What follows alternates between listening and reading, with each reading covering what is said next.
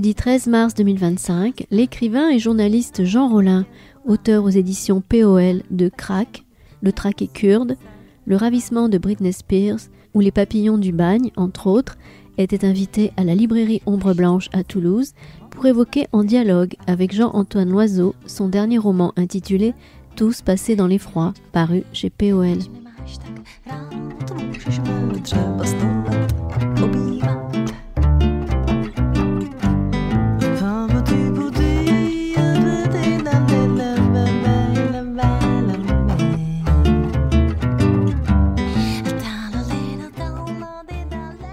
Bonsoir à toutes et à tous, bonjour, il est 18h, je sais pas si...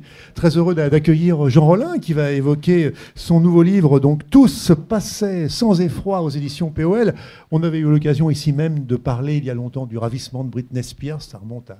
Et puis il y avait eu le traversée de Bondoufle, aussi le pont de Beson notamment. Enfin, moi j'ai eu l'occasion de m'entretenir avec vous à plusieurs reprises. Je vous suis depuis quasiment les tout premiers livres, donc j'adore vraiment ce que vous écrivez. Et je trouve que là vous nous étonnez encore avec Tous passaient sans effroi qui va nous convier à traverser les Pyrénées, si je puis dire, et notamment pendant la Seconde Guerre mondiale, ces traversées qui ont été faites à la fois par des personnages, alors certains sont connus, comme Walter Benjamin, d'autres sont moins connus et parfois même inconnus. C'est un peu une façon, j'ai le sentiment, peut-être, si je vous ai bien lu, Jean Rollin, de mettre en avant aussi peut-être les oubliés de l'histoire, un petit peu. Est-ce que c'était ça un petit peu le propos du livre ?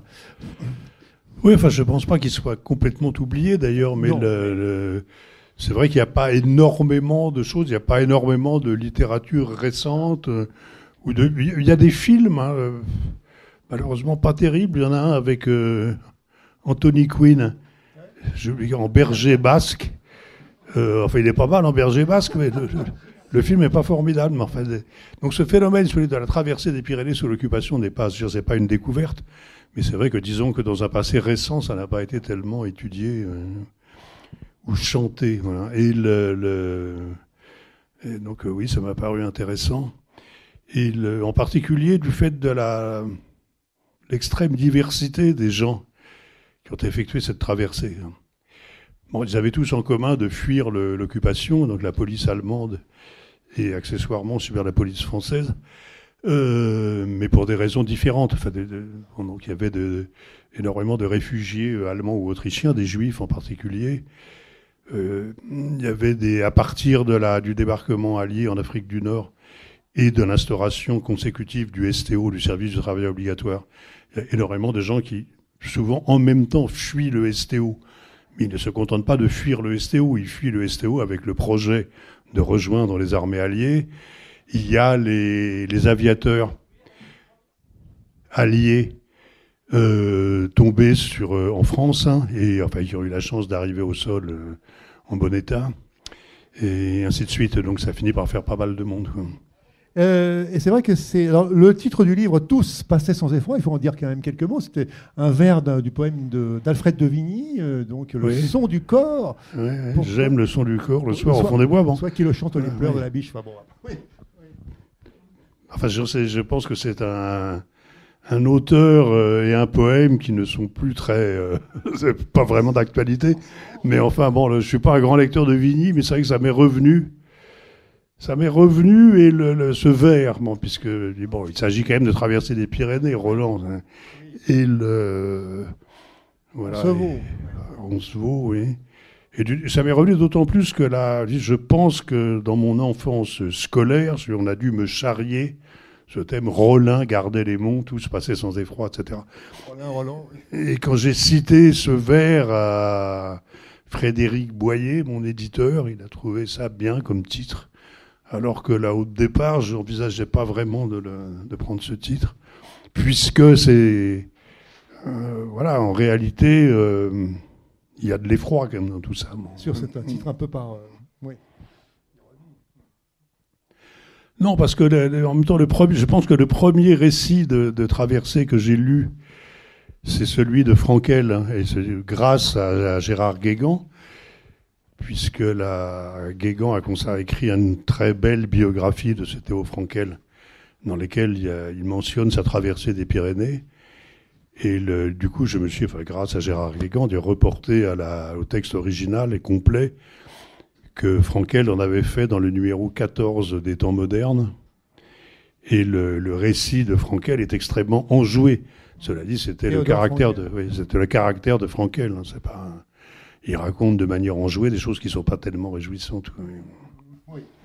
Dans la mesure où c'est ce que fait brillamment le livre de Guégan, je ne vais pas raconter à mon tour la vie de Théodore Frankel, me contentant de revenir sur les quelques jours de celle-ci durant le mois de septembre 1943, où dans le dessein de rejoindre la France libre, il accomplit sa propre traversée des Pyrénées en un point où celles-ci sont beaucoup plus larges et plus hautes qu'au-dessus de Banyuls. Ouais. Frankel a fait lui-même le récit de cette aventure en signant de ses seules initiales, avec toujours, souligne Guégan, cette même volonté d'anonymat, dans un numéro des Temps modernes, le 14e, paru en novembre 1946. De ce texte intitulé « Évasion de France » en 1943, et dédié à la mémoire du docteur Georges Lévy-Koblenz et de sa femme, arrêtés au cours de leur tentative d'évasion et morts en déportation, il ressort que depuis son départ de Pamiers dans l'Ariège, au début du mois de septembre, jusqu'à son arrivée au consulat américain de Barcelone un peu plus d'un mois plus tard, Frankel a été le jouet d'intermédiaires ou de passeurs éloignés de tout héroïsme, mais présentant un degré variable d'incompétence et de rapacité. C'est ça qui est assez formidable dans le livre, c'est que c'est aussi, bien sûr, vous racontez vos propres voyage dans les Pyrénées, puisque le livre s'ouvre comme ça, en fait. Hein. Vous allez dans les Pyrénées, vous rencontrez Francis T, qui est donc... Francis Tabouret, Francis Tabouret, un auteur qui a publié un très beau texte aux éditions POL qui s'appelle La Traversée. Dont on espère qu'il en publiera bientôt Moi un aussi, autre, je l'espère. Voilà. Et donc, c'est un peu aussi parallèlement votre propre cheminement dans ces Pyrénées, votre propre approche des Pyrénées, puisque on est au mois de, je crois, de juin, vous rencontrez Francis et vous allez... Oui, c'est-à-dire que j'avais repéré qu'il y avait une marche organisée chaque année à la même date, une marche commémorative sur un des itinéraires empruntés sous l'occupation par des gens fuyant la France et cherchant généralement à rejoindre l'Afrique du Nord. Et mais manque de peau, c'est un des itinéraires les plus longs et les plus compliqués. Et ça dure 4 jours, d'ailleurs, la randonnée complète. Et en fait, je me suis rendu compte... j'avais pas l'intention de le faire, parce que j'étais persuadé que c'était au-dessus de mes forces. Et je l'ai vérifié. Donc, je voulais simplement rencontrer les gens qui le faisaient, voir un peu qui c'était. Au départ, c'était au tout début, je pense, de l'organisation de cette marche. C'était des gens qui l'avaient faite pendant la guerre et qui revenaient sur leurs propres traces. Donc c'est une marche tout à fait internationale. Hein. Et après, c'était probablement les enfants des gens en question. Et puis maintenant, c'est des gens assez divers. Mais enfin, ils ont quand même une caractéristique commune, c'est qu'ils sont mieux entraînés que moi pour la marche en montagne. Hein. Et donc là, j'avais l'intention de faire une demi-journée. Parce qu'en plus, il déjeune assez copieusement. C'est une marche, c'est assez festif aussi. Bon, ouais. Et donc, j'avais l'intention de marcher au moins jusqu'au premier déjeuner. Et voilà, au bout d'une heure, j'étais rectifié. Ils étaient beaucoup trop rapides pour moi. Bon. C'est une marche que j'aurais été capable de faire, mais en mettant 2 ou 3 fois plus de temps. Quoi. En dépit de l'aide que m'ont prodigué des gens très gentiment. Bon, enfin, c'est un peu... au bout d'un moment, c'est un peu humiliant aussi. En plus, je voyais bien, je ralentissais tout le monde. Enfin bref, j'ai décroché assez vite avec l'aide de Francis Tabouret, d'ailleurs. Qui, lui, était tout à fait capable de suivre la marche, je le dis. Oui, lui, en plus, il a physiquement, oui, je pense qu'il est... En plus, il a... Ah bah oui, mais en fait, il n'a pas mon âge. Hein, oui, c'est ça, bien sûr. Oui, non, mais je n'ai pas dit... Tout à fait. C'est important de le souligner. C'est important de souligner que Francis Tabouret est en parfaite santé. est tout à fait capable de traverser les Pyrénées à pied. Oui. Parce que c'est assez intéressant parce que le livre est construit de telle sorte, c'est une sorte de puzzle finalement. On va suivre en effet certaines traversées de différentes personnes, en effet, on revient dans le temps, mais on va progressivement peut-être évoluer vers une sorte d'enquête, en quelque sorte, une sorte de roman policier, puisque vous allez aux archives, c'est la deuxième partie du livre, aux archives départementales à Foix, et vous allez consulter des documents. J'en dis pas plus, parce que je pense qu'il faut laisser le lectrice et lecteur cheminer, comme vous le faites aussi. Je peux quand même on peut en dire 2 mots, je pense. Effectivement, j'ai essayé C'est un peu ridicule de présenter ça de manière quasiment culinaire, quoi, mais de faire un échantillonnage quand même de tout le genre de personnes qui ont été amenées à traverser les Pyrénées à l'époque. Donc il y a effectivement Walter Benjamin qui est une figure un peu emblématique, enfin qui est aussi très représentative justement de ces réfugiés, souvent juifs, souvent de gauche ou d'extrême gauche, allemands ou autrichiens, qui ont dû, voilà, hélas, pour les raisons qu'on connaît, fuir la France, y compris la zone dite libre au début de la guerre. Il y avait des gens qui... enfin, il se trouve que Melville était juif également, mais c'est pas principalement à ce titre que lui a traversé les Pyrénées, c'était vraiment dans le dessein explicite de rejoindre les forces françaises libres. Et puis il y a je voulais aussi rendre hommage un peu aux aviateurs alliés, qui ont été aussi très nombreux à emprunter ces chemins, et notamment l'un d'entre eux, il se trouve que ça a été le premier type qui est passé le mur du son, Chuck Yeager. C'est le personnage de l'étoffe des héros, le livre et le film. Et en plus, enfin voilà, bref, donc j'ai suivi des trajectoires diverses, et peut-être la plus intéressante, enfin la plus dramatique, c'est l'histoire des deux frères Grimbach, Jean-Pierre et Jacques, qui sont des personnages très différents, mais qui en plus s'entendent. Je ne sais pas pourquoi ils ont choisi de traverser séparément les Pyrénées, puisque manifestement ils s'entendaient très bien. Au début de l'occupation, ils sont à Marseille, ils cherchent ensemble un moyen de quitter la France pour continuer le combat, pas pour se planquer. Bon. Et ils sont tous les deux dans la résistance, etc. Et je ne sais pas pourquoi ils choisissent de passer séparément. D'abord, est-ce qu'ils l'ont choisi? On ne sait pas non plus. Bon. En tout cas, ils traversent les Pyrénées dans des endroits pas très éloignés et à quelques jours, je crois, ou peut-être même quelques semaines d'intervalle. Bon, pour Jean-Pierre Grimbach, bientôt dit Melville, ça va bien se passer, enfin ça va relativement bien se passer, parce que quand même pas si bien que ça.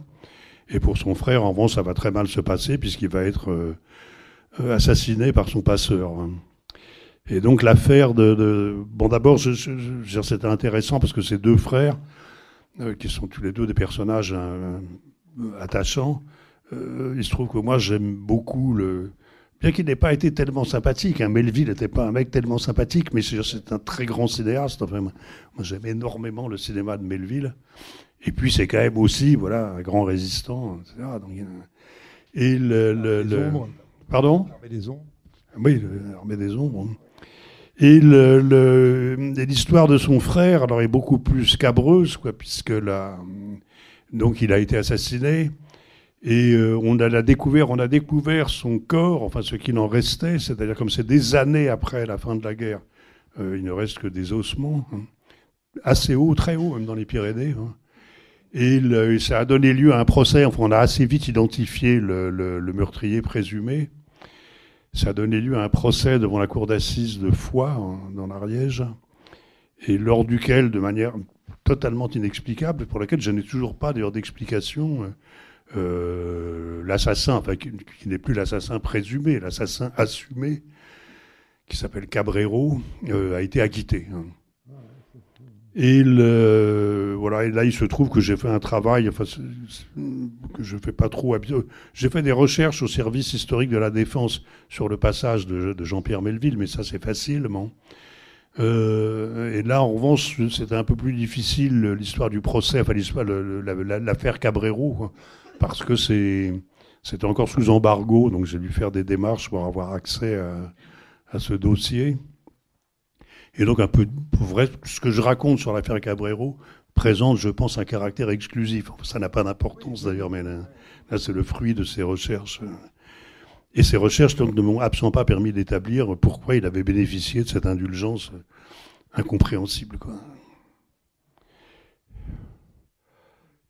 Et donc oui, la construction du livre finalement, voilà, vous partez, il y a des exemples un peu personnels, vous étiez votre oncle à un moment, l'oncle Joseph, oui. Il y a une très belle scène aussi avec votre père, enfin bon.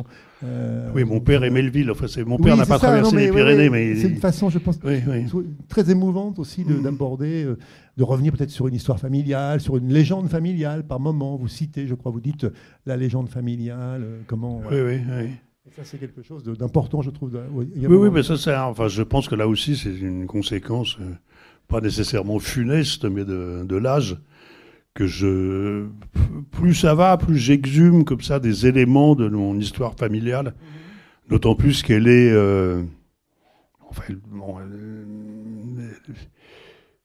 elle est liée diversement à la Deuxième Guerre mondiale, quoi, à cette période de l'occupation, de la résistance, etc. Non, avec des situations tout à fait dramatiques, au sens théâtral du mot, puisque mon père, lui, était depuis le début de la guerre dans la première DFL, la première division française libre, dans le corps de santé de la première DFL, puisqu'il était médecin de formation. Bon. Alors qu'un de ses frères, Joseph, lui, s'est fourvoyé, s'est engagé dans la LVF, dans la Légion des volontaires français contre le bolchevisme. Mais enfin, il s'en est sorti honorablement, puisque ayant découvert la réalité de ce que faisait la LVF, c'est-à-dire essentiellement des opérations de répression contre des partisans, et non pas... Enfin, je pense qu'il est parti dans l'idée de se battre héroïquement contre les hordes bolcheviques, et en fait, il s'est trouvé à massacrer des... Enfin, la LVF, à ce moment-là, s'occupait principalement sur les arrières de la Wehrmacht, de ratisser des villages, etc. Et donc, il a déserté, ce qui quand même ne devait pas être une mince affaire. Il a déserté de la LVF dès qu'il a pu, et il a traversé tout seul les Pyrénées, alors en bénéficiant, je pense, de l'aide de réseaux ecclésiastiques, parce qu'il avait quand même 2 sœurs, donc 2 de mes tantes bonnes sœurs, donc ça a pu l'aider. Et donc il a traversé les Pyrénées, lui aussi, je ne sais pas à quel endroit, et il a été interné, comme la plupart des gens qui traversaient les Pyrénées à l'époque, dans le camp de Miranda, en Espagne. Et puis finalement, il a pu rejoindre l'Afrique du Nord. Mais de toute façon, mon oncle Jeff, c'est quelqu'un qui est c'est vraiment une figure qui pourrait apparaître, je sais pas, il y a quelque chose de voyage au bout de la nuit. Il était malchanceux, quoi. Il était malchanceux, donc il a réussi. Enfin, il s'est rattrapé magnifiquement, parce que c'est vrai que il fallait le faire, de déserter de la LVF et de traverser les Pyrénées et de rejoindre la France libre. Mais enfin, il s'est engagé dans les parachutistes, arrivé à Casablanca, et à son 3e saut, il s'est brisé la jambe. Et donc, il n'a finalement pas pris part à la guerre avec les Alliés. Enfin, tout ça pour dire que oui, l'histoire familiale m'intéresse. Je sais pas, tout est compliqué, quoi, dans cette période. Il y a à la fois des choses, faut pas exagérer non plus, il y a des choses, des principes, des choses relativement simples, mais c'est quand même très complexe. J'avais mon père, donc, qui évidemment ne s'en vantait pas, parce que comme chacun sait, c'est pas l'usage.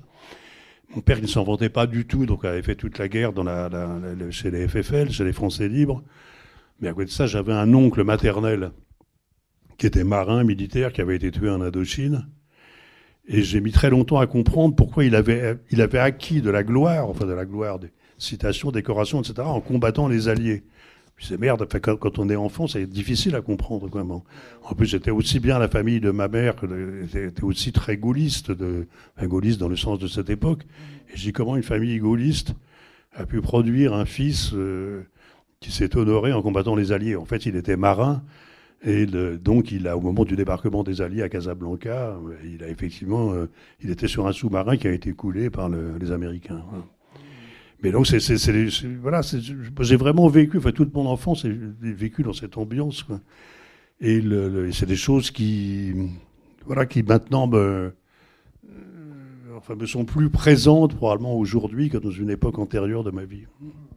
C'est un livre aussi un petit peu qui revient sur les épisodes notamment d'aviateurs qui ont en effet été aussi touchés par... Vous les citez, et je ne savais pas que Pierre Bergougnoux, on apprend aussi en vous lisant, Jean Rollin, que Pierre Bergougnoux Alors, je connais bien sûr certains livres de Pierre Bergogneau, mais celui-là, dans B17G, B17G, oui. oui, a beaucoup, enfin, voilà, vous dites, a fait vraiment une connaissance de l'aéronautique militaire digne d'un vétéran de la 8e Air Force. Alors, oui. Enfin, le livre de Bergogneau, que je ne sais pas s'il est connu ou peu connu, enfin, B17G, oui, qui est le récit, entre autres choses, de la chute d'un bombardier, donc ce qu'on appelle les forteresses volantes, et témoigne en effet enfin, moi je suis très soucieux de ce genre de choses, quoi, qu'il s'agisse d'ornithologie ou de choses militaires.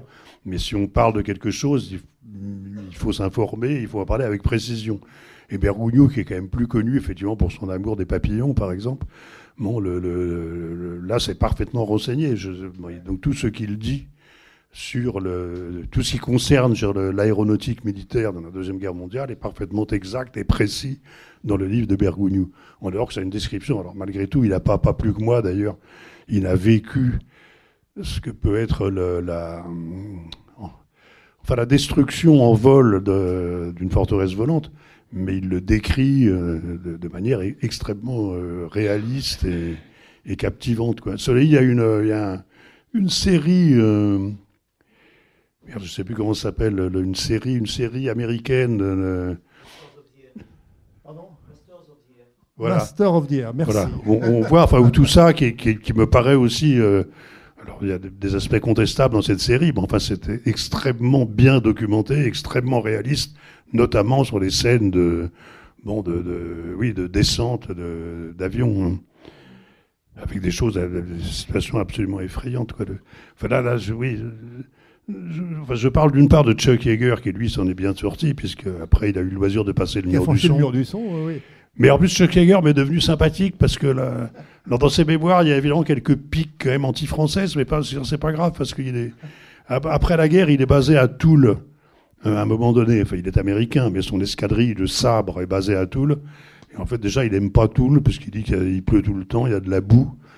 Les pilotes français n'aiment pas les pilotes américains, et le général de Gaulle a interdit aux avions américains de venir d'Allemagne avec leurs bombes atomiques. Et donc ça lui plaît pas. Mais à côté de ça, donc je le prenais pour un méchant francophobe. Et en fait, pas du tout. C'est tout ce qu'il raconte sur sa réception au sol quand il a été descendu près de Montauban. Donc les gens qui l'ont accueilli, etc., c'est formidable. Et à tel point qu'il est revenu en France, de manière quand même c'est assez émouvant. Il est revenu inlassablement, quoi. Je ne sais pas combien de fois il est revenu. La dernière fois, c'était en chaise roulante, quand même. Et pour raconter aux enfants des écoles dans les Pyrénées, justement, sa propre expérience. Donc j'étais en effet content de rendre hommage à Chuck Yeager. Bon. Et puis il y a quelqu'un qui est un peu l'exemple inverse, qui est apparemment parce que malgré tout ça existe aussi une pure figure de héros, enfin un gamin d'une famille paysanne du centre des États-Unis, etc. Et qui lui s'appelle un mitrailleur de sabord, oui, voilà. Bon. Enfin, donc il sert une mitrailleuse qui est sur Bud Owens, c'est ça ? Bud Owens, oui. Qui est un très jeune homme, et lui, il s'est déjà illustré avant, mais il fait une chose quand même absolument extraordinaire quand on y réfléchit, véritablement extraordinaire, qu'on peut en effet qualifier sans hésitation d'héroïque, et qui est vérifié. Hein, c'est que quand sa forteresse volante est abattue, ils ont quand même, certains d'entre eux, à ce moment-là, on ouvre une trappe, les gens s'équipent, ils sautent.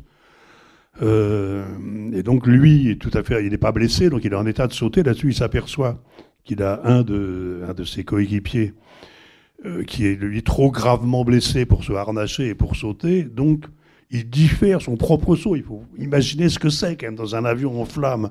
Et comme je dis, éclaboussé du sang de ceux qui ont été descendus par les tirs de l'aviation, de l'avion allemand. Et d'avoir le courage de revenir sur ses pas, de harnacher son copain et de le balancer par la trappe avant de sauter soi-même. Et ça, je vous dis, c'est absolument avéré, puisque le type, en plus, a survécu. Le gars qui l'a sauvé a survécu et donc a pu témoigner de ce que Bud Owens avait fait pour lui. Bon, et donc, malheureusement, Bud Owens, quant à lui, est mort d'épuisement dans la traversée des Pyrénées. C'est vrai que du coup, il y a cette construction, je dis, c'est un peu comme un puzzle, mais c'est vrai qu'on avance dans le texte et on va au fur et à mesure, en effet, évoquer ces différentes figures que vous mettez en avant, Jean Rollin, et voilà, et arriver finalement une sorte de marqueterie, comme ça, de puzzle un peu qui reconstitue un itinéraire. Et c'est vrai que moi, j'ai été assez touché par justement cette évolution aussi du texte vers, on l'a un peu dit déjà, sur le côté enquête, recherche d'archives. Vous allez à Foix, on vous voit voilà, fouiller dans les archives, accéder. Bon, il y a cette espèce finalement d'enquête et de quête.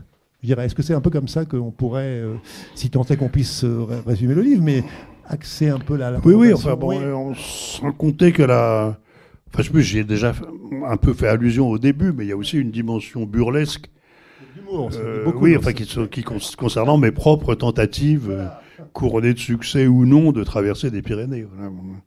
Donc ça introduit un côté un peu rigolo. Au-delà de ça, même, pardon, allez-y. Non, vas-y, oui, vas-y. Il y a le côté commémoration au départ, parce que vous allez dans un musée, je crois que c'est le musée de la Liberté, puis après il y a, à Saint-Giron, il y a une cérémonie qui commémore, il s'agit d'aller mettre des... Mais ça, c'est en préalable à la fameuse marche, et donc ça donne lieu à beaucoup de cérémonies, qui reviennent sur l'histoire, qui sont tout à fait respectables, mais qui à la longue peuvent engendrer une certaine forme d'amusement. Parce que même à un moment donné, vous allez porter, je crois, il fallut que, avant le début de la cérémonie, que je transporte la gerbe à l'effroyable odeur de lys de nouveau, afin de la remettre au colonel, qui lui-même devait la déposer au pied de la stèle.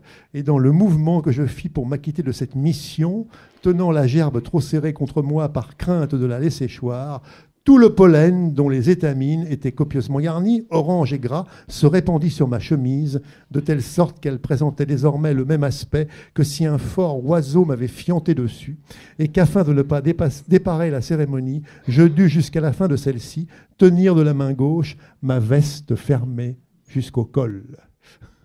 C'est rigoureusement exact. Je me doute. C'est un livre aussi de...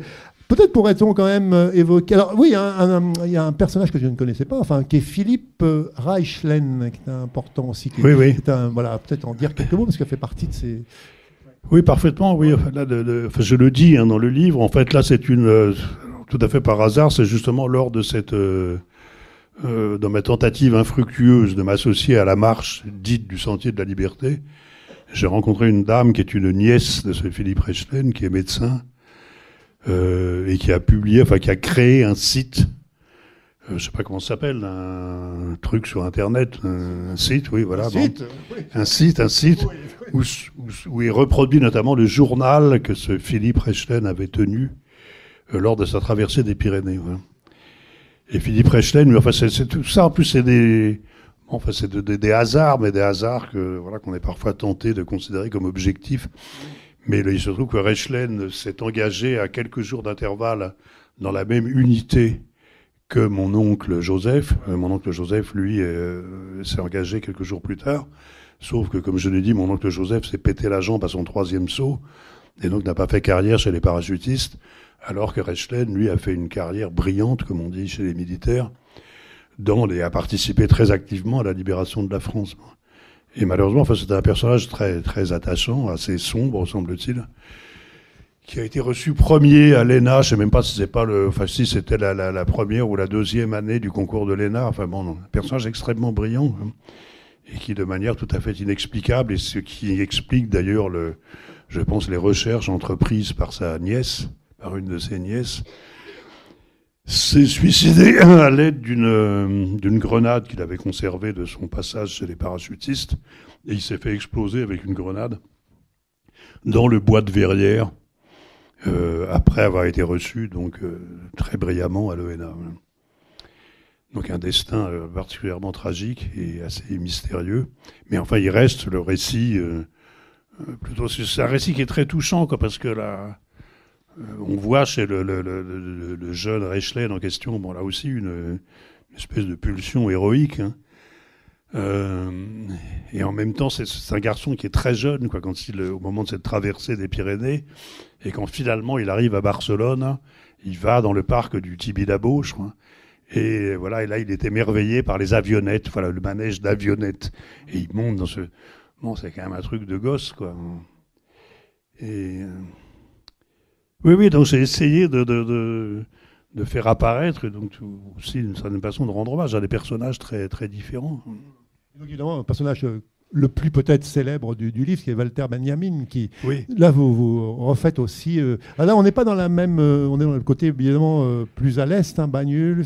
Oui, alors là, c'est complètement différent. C'est complètement différent, voilà. Les passages en 40, et même jusqu'au début 41, là, le climat est complètement différent. D'abord, malgré tout, les Allemands ne sont pas là. Enfin, il y a quand même ce qu'on appelle la zone libre, c'est peut-être excessif, mais la zone nono, la zone non occupée. Donc, malgré tout, c'est plus facile souvent de se démerder avec des gendarmes et des douaniers français qu'avec la Gestapo, disons. Bon. Et donc là, c'est un mouvement assez massif de fuite vers l'Espagne, qui dans certains cas, peut être relativement facile. Hein. Je vois par exemple les conditions dans lesquelles Alma Mahler, donc la veuve du compositeur, est passée. Bon, elle en fait 6 caisses, enfin bon, brièvement d'ailleurs dans ses mémoires, mais en fait là, c'est vraiment que dalle. Hein. C'est un Franz Werfel aussi. Elle est avec Franz Werfel, oui, mais je ne sais pas oui. si personne ne sait plus qui est Franz Werfel. Moi, je le cite parce que ça paraît, oui. C'est l'auteur d'un livre sur un épisode tout à fait héroïque du génocide arménien, enfin un épisode de résistance des Arméniens, là, dans cette colline qui s'appelle le Moussadag. Et donc il a écrit un livre sur le Moussadag, qui a été un best-seller international. Et donc à l'époque où il traverse les Pyrénées, comment ça s'appelle, mince, pardon, non, je croyais que quelqu'un l'avait dit. Oui, Cerbère, voilà, pardon. À Cerbère, oui. C'est assez facile, hein, techniquement. C'est un chemin que j'ai repéré aussi, c'est facile, c'est assez vite fait, bon. Mais oui, il y a un truc rigolo, oui, c'est plein de trucs rigolos en même temps. Finalement, oui. À un moment donné, dans son errance avec le couple, donc Werfel, Alma Mahler, erre assez longuement sur toute la longueur des Pyrénées à la recherche d'un moyen de passage. Là, on est en 40. Hein, mais enfin, ils sont dans quand même des conditions beaucoup plus confortables qu'énormément d'autres réfugiés austro-allemands, puisqu'ils ont quand même pas mal de fric, ils ont une belle bagnole, etc. Mais enfin, ils commencent quand même à se sentir assez mal, et ils passent à un moment donné par Lourdes. Et là aussi, là j'ouvre une parenthèse, parce qu'en plus ce personnage n'est pas dans le livre, alors que j'aurais souhaité lui rendre hommage, mais je veux dire, comme souvent, parfois à juste titre, on dit du mal de la police, et notamment de la police française sous l'occupation. Là, il y a un personnage extraordinaire d'inspecteur ou de commissaire à Lourdes, qui est un mec absolument formidable, quoi. Et qui a pris des risques énormes. En fait, il a pris tellement de risques d'ailleurs qu'il a fini déporté, il est mort en déportation. Bon. Mais donc j'aurais aimé rendre hommage à ce flic de Lourdes, et puis ça s'est pas trouvé. Bon. Mais en tout cas, à un moment donné, Werfel et Alma Mahler sont à Lourdes, et de manière assez comique, je ne sais pas si c'est comique, mais Werfel, qui par ailleurs est juif, il est marxiste en principe, mais il se prend de passion pour le personnage de Bernadette Soubirous. Et d'une passion si vive qui forme le vœu, si j'arrive en Amérique, sain et sauf, je consacrerai un livre à Bernadette Soubirous. Et il faut voir qu'à l'époque, aujourd'hui tout ça ne dit plus rien à quiconque, mais à l'époque, le Werfel est un auteur extrêmement populaire. Et il arrive en Amérique et il tient parole. À peine arrivé, il écrit ce livre. Alors là, c'est pareil. Déjà, les 300 jours de Moussadag, je pense que extrêmement peu de gens le lisent. Mais enfin, c'est quand même un livre qu'on peut encore trouver. Moi, je l'ai lu, par exemple. Alors, le truc sur Bernadette, là, et ça a été un tel succès que ça a été immédiatement porté à l'écran. Et donc, ça donne lieu à un nanar assez drôle, quoi. Voilà. Avec en plus l'image que les Américains se font d'un village pyrénéen. Enfin bon, voilà, c'est... Sans parler de l'image qui se font de la Vierge aussi. Enfin bon, bref. Oui, on était parti de Benjamin, oui. Donc, Walter Benjamin, donc vous refaites aussi le chemin... Oui, alors Benjamin, voilà. J'insiste quand même peu sur Benjamin, parce que... vous en parlez quand même un peu, oui. Oui, non, bien sûr, j'en parle, parce que c'était difficile de ne pas en parler, en plus, parce que... Mais en plus, parce que il se trouve que là, j'ai suivi en effet l'itinéraire, parce qu'il s'appelle le sentier Benjamin. En fait, on ne sait pas très bien, c'est peut-être pas exactement l'itinéraire qu'il a suivi, mais en gros, c'est quand même l'itinéraire qu'il a suivi. Et simplement, j'en ai parlé peu, d'une part parce que je ne suis pas qualifié, si vous voulez, pour parler de la pensée de Benjamin. Il y a des gens beaucoup plus qualifiés que moi pour le faire. Et en plus, comme je le note, les benjaminiens sont des gens assez susceptibles, donc je ne voulais pas me faire tomber dessus. Bon. Non, mais en particulier, mon très cher et respectable ami Jean-Christophe Bailly, par exemple, qui lui est un grand benjaminien, mais c'est un type beaucoup plus fort que moi. Quoi. Donc, si j'essaie de développer sur Benjamin, je vais dire des conneries. Bon. Voilà, donc je me suis contenté de reprendre ce chemin. Le chemin aussi, c'est pas il se trouve que il y a eu une réédition, qui n'est peut-être plus si récente que ça, du récit de Lisa Fitko, et précédé d'une préface d'Edwy Plenel, où il raconte sa propre expérience sur ce chemin. Voilà. Donc, c'était pas, rien de ce que j'ai fait ne présentait, à part les recherches sur l'assassinat de Grimbach, rien de présentait un caractère totalement exclusif. Mais là, je veux dire, c'est trop de gens ont déjà écrit, ont déjà emprunté ce sentier Benjamin. Et d'ailleurs, il est absolument jalonné de graffitis d'extrême gauche, de petites affichettes, etc. Donc c'est vraiment c'est à ma connaissance le seul sentier de grande randonnée d'extrême gauche. Avec des petits drapeaux rouges et noirs, des autocollants, etc. C'est assez comique. L'humour, il est aussi en effet quand vous grimpez, à un moment où vous êtes avec, je ne sais pas si c'est un ami, vous êtes tous les deux, et vous dites, on est un peu, je cite de mémoire, une sorte d'allégorie un peu pas du grand âge, mais enfin disons du. Voilà, c'est ça, c'est ça que vous écrivez, je crois. Ouais. J'ai vu l'allégorie du grand âge, oui, vous pouvez le dire. Vous montez au port de Vénasque, je crois. Enfin, c'est une ascension victorieuse au port de Vénasque. Là, on est sur les traces, non pas de Benjamin, mais de Jean-Pierre Melville. Puisque c'est probablement par là qu'il est passé, bien que ce ne soit pas sûr, mais enfin c'était dans le coin, en tout cas, puisqu'il est parti de Bagnères de Luchon, et pour se retrouver dans ce massif qui s'appelle la Maladeta, je crois, en Espagne. Et donc là, on est parti, pareil, de Bagnères de Luchon pour se retrouver dans la Maladeta. Ouais. Et donc, on a failli crever, quoi, l'un et l'autre, enfin, pas l'ami et moi, quoi. Non, mais lui, il relevait en plus il relevait d'une leucémie et d'une grève de moelle. Bon, donc c'est quand même quelque chose de particulièrement épuisant. Et il avait quand même eu un peu le temps de s'en remettre. Mais enfin, c'était, je sais pas, l'aveugle et le paralytique. Enfin bon, il y avait quelque chose de pathétique dans notre entreprise. Bon. Et on était sans arrêt, non, parce que c'était hors saison, donc il n'y avait pas tant de monde que ça. Bon, enfin, on a quand même été doublé à 2 ou 3 reprises par des gens qui nous paraissaient passer comme des fusées, des gens moulés dans des costumes de sport et tout. Bon. Alors, l'homme aux ours sombres relevait d'une opération délicate. Moi-même, je souffrais d'une sciatique, et à nous deux, nous formions une sorte d'allégorie du grand âge. Peu après le départ, nous fûmes doublés, ou plutôt laissés sur place, par 2 hommes jeunes, porteurs de tenues aérodynamiques, courant dans la montée en petite foulée et conservant encore assez de souffle pour nous saluer au passage, qui semblait quant à eux une allégorie de la vigueur. C'est vrai que c'est aussi... on retrouve aussi vos passions, vos goûts pour l'ornithologie, aussi pour les observations de la nature, parce que vous ne manquez pas au cours du texte comme ça de poser des observations d'oiseaux, voilà.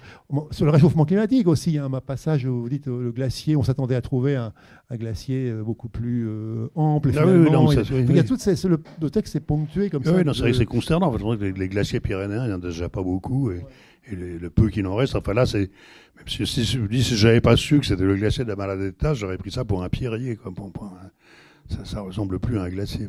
Et par ailleurs, oui, enfin là, il y a une observation ornithologique, mais ça, je la garde pour demain, si je puis dire, mais à Saint-Giron, de premier plan, qui est le cincle plongeur. Voilà, bon, ça, c'est le cincle plongeur. Non, j'ai fait au cours de la préparation de ce livre 2 très belles observations ornithologiques, le cincle plongeur de Saint-Giron et un gypaète barbu que j'évoque dans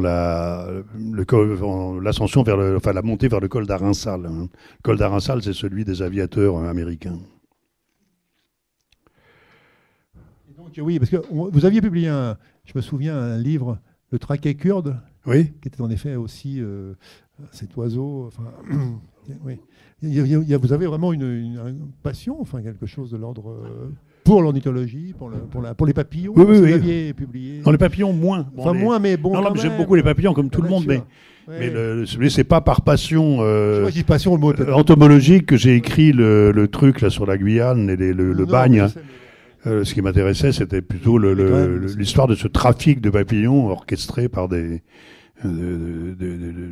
gens, des personnels d'encadrement du système pénitentiaire en Guyane. Mais même si par ailleurs j'étais très content en Guyane d'observer des morphos qui sont ces grands papillons bleus iridescents. Là, je me souviens en effet de ça. Quand j'étais enfant, je rêvais de ça. Bon, j'ai réalisé ce rêve à 75 ans, mais je trouve que ça valait quand même la peine. Mais j'ai pas du tout la même...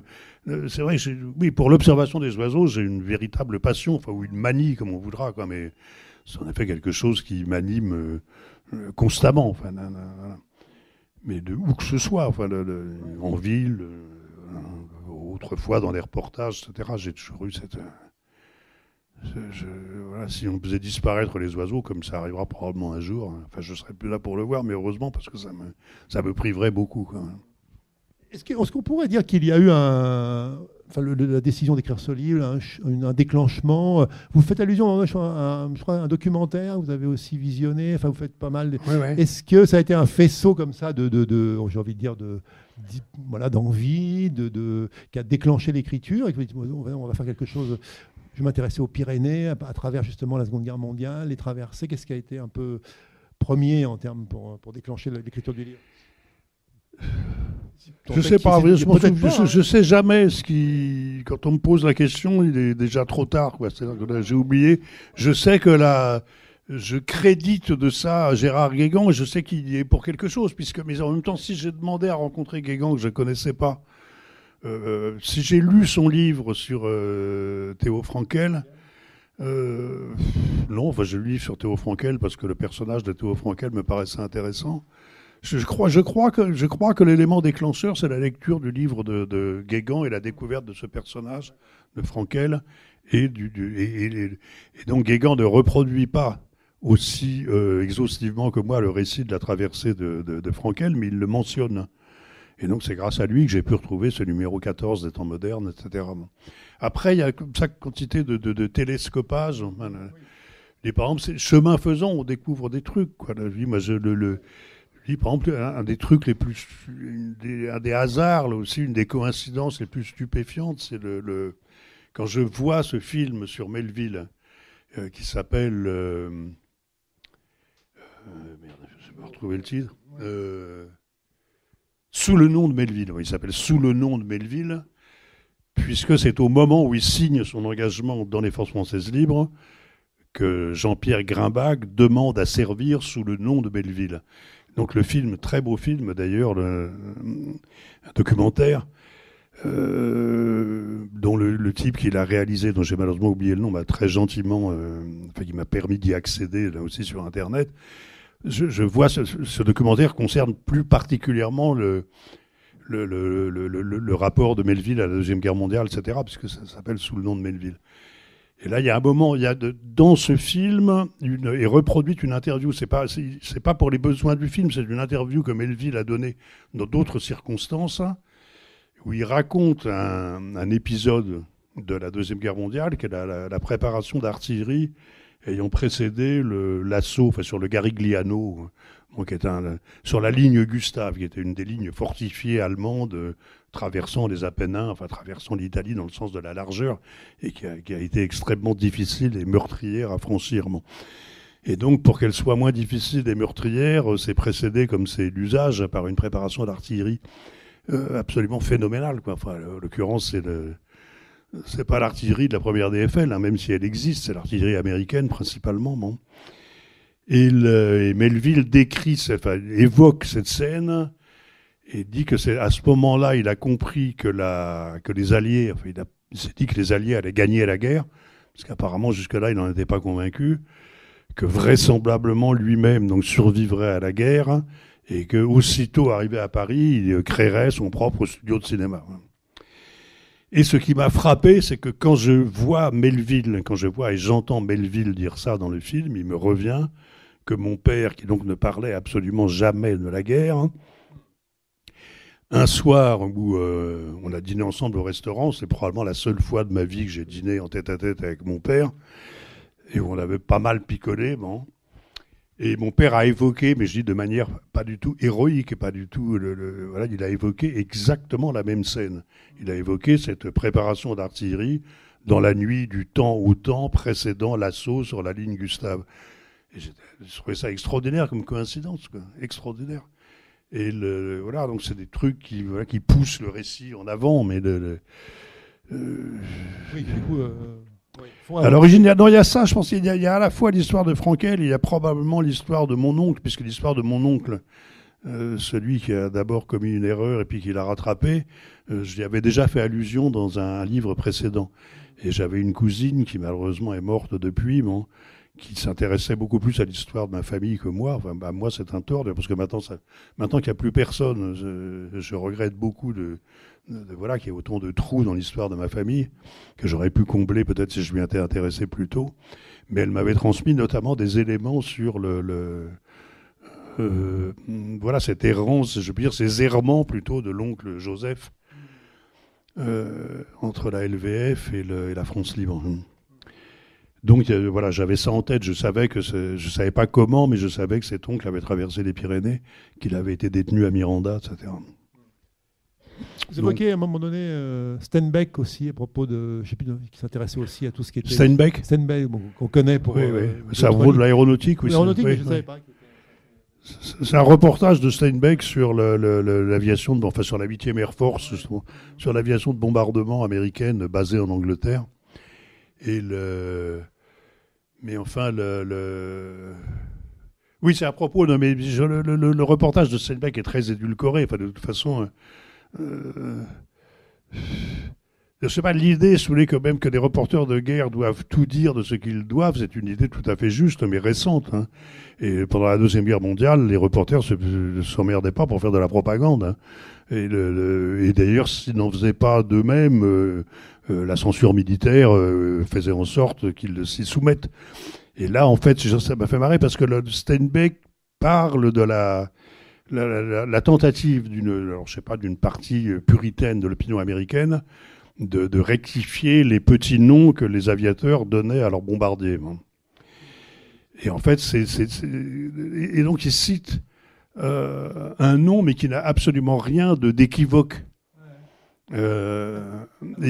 Alors qu'en fait, ces noms, et c'est ça qui avait d'ailleurs choqué les puritains américains, avaient souvent une connotation sexuelle ou frivole, qu'on qualifierait aujourd'hui de viriliste, mais et d'ailleurs accompagné comment dire, de pin-up placardés sur le museau de l'avion, etc. Bon. Et donc en fait, je veux dire, on comprend pas très bien de quoi parle Steinbeck, puisque les noms d'avions qu'il cite n'ont rien d'inconvenant. Et donc on voit pas pourquoi ça a mobilisé une partie de l'opinion américaine qui exigeait qu'on leur donne des noms plutôt de rivières, de montagnes, etc. Alors c'était quand même une des seules libertés de ces malheureux qui avaient enfin, le nombre je veux dire, c'est absolument effarant le nombre enfin il n'y a pas que, hein, mais le nombre d'aviateurs alliés morts par rapport au nombre total d'aviateurs alliés, la proportion de morts est phénoménale, hein, entre l'US Air Force et la RAF. Donc c'était quand même un boulot extrêmement dangereux. Et donc on pouvait bien leur laisser appeler leurs avions comme ils le voulaient et les décorer comme ils le voulaient. Bon. Enfin voilà. Mais ça, c'est des trucs oui, qu'on voit aussi dans le film, la série américaine Masters of the Air, voilà, oui. Que je vous recommande, elle est un peu pompeuse, hein, mais elle est quand même pas mal, quoi. Un livre que vous avez écrit sur une durée assez courte, ou vous l'avez laissé reposer, comment ça s'est passé un petit peu? Non, je l'ai écrit sur une durée assez courte. Assez courte, ouais. De toute façon, il survient peu de temps après le précédent, même étonnamment peu de temps d'ailleurs. Ouais. Bah, j'ai quand même oui, je me dis, voilà, le temps de faire ses recherches en archives, de franchir quand même 2 ou 3 fois les Pyrénées, de lire des bouquins. Enfin, bon, voilà, ouais. Dans le... Ouais. Dans l'ambiance. Non, mais oui, ça a été relativement rapide, oui. Juste après les Papillons du Magne, c'est cela, oui. Le tout précédent, en fait. Oui. Ouais. Tout se passait sans effroi, donc allusion, ce titre donc d'un poème d'Alfred de Vigny, enfin d'un vers d'Alfred de Vigny, le son du corps. Eh bien, nous allons passer à la dédicace. Merci beaucoup, Jean Rollin, d'être venu aujourd'hui à Ombre Blanche. Merci de votre attention et on passe à la dédicace. Tout se passait sans effroi chez POL.